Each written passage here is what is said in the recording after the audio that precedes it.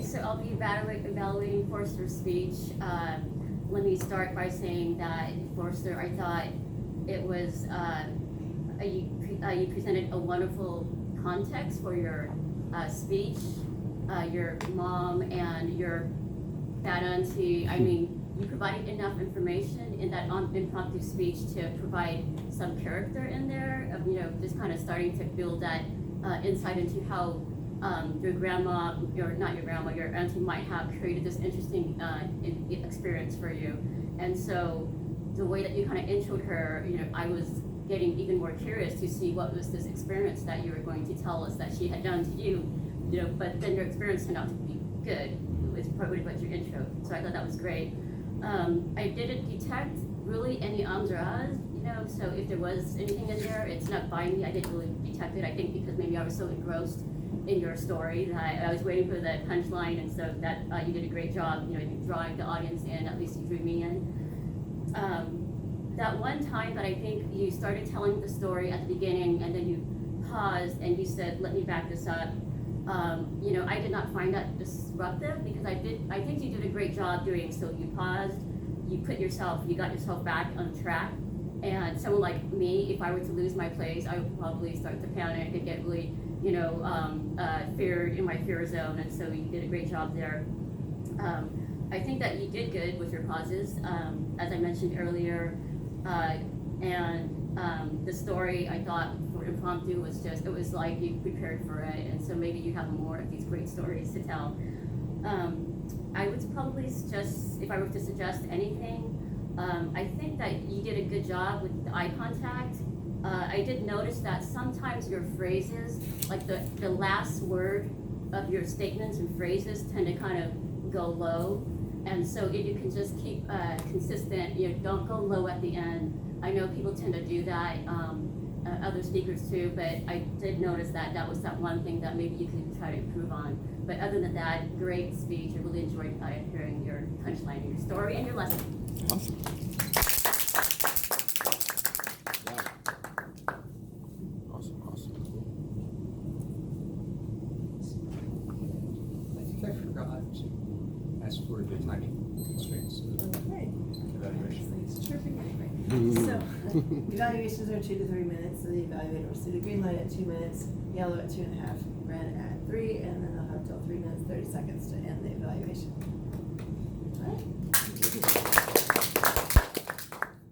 It's my pleasure to introduce Tracy, who will evaluate Jack's speech to the conference hall. All right.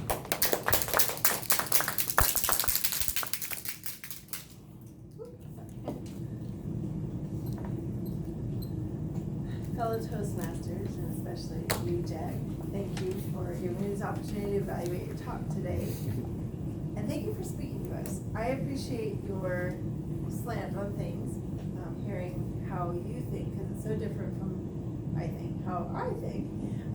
What motivates you is different from what motivates me, and I'll get back to that in a moment. In terms of content, I think you had a message about, you had an explanation for being, who likes to be safe and in control, and yeah, everybody does.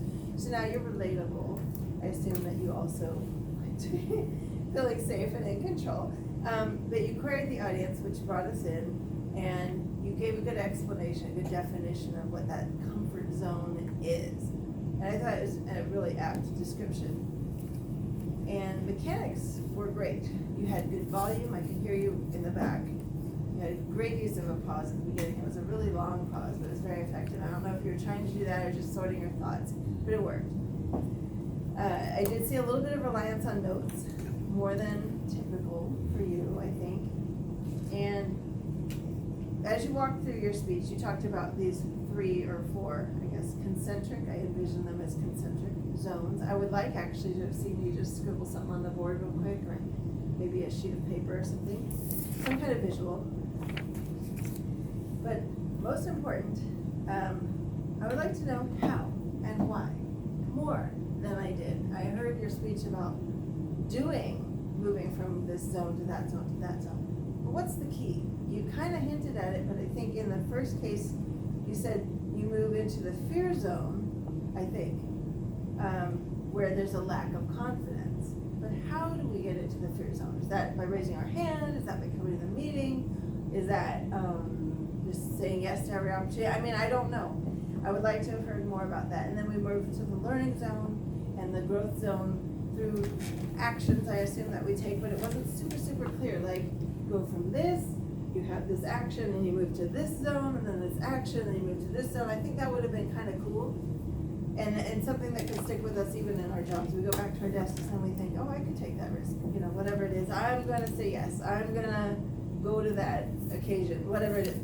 I think it's there, but I would like to see that developed. Finally, why? Because what motivates you is different from what motivates me.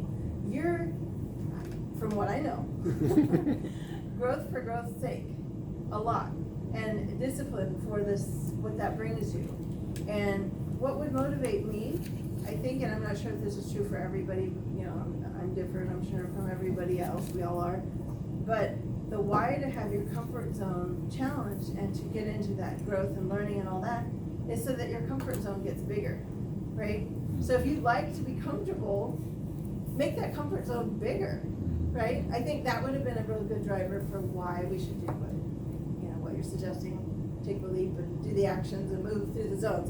But thank you so much for bringing the subject to our attention, and thanks for the talk. I appreciate it.